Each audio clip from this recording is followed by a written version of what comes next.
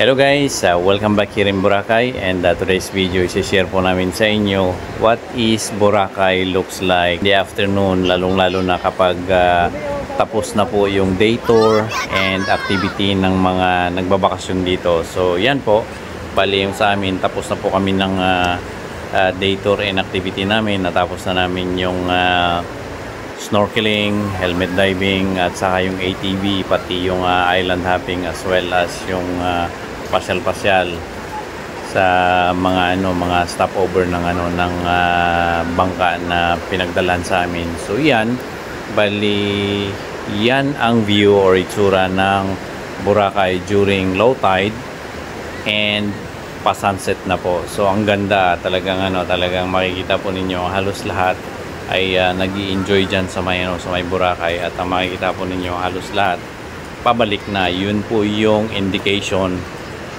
na tapos na po yung activity ng halos lahat, at makikita po ninyo nagsilabasan na rin yung mga sailing boats, at bali na rin yan, part na rin yan ng mga activity siguro ng panghapon. So mga nakapagbayad dyan para sa ganyang activity ay lumabas na rin po yung mga activity na para panghapon or panggabi. So yan po yung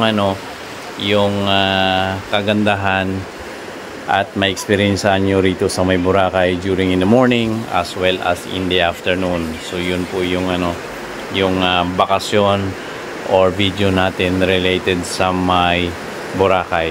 Thank you.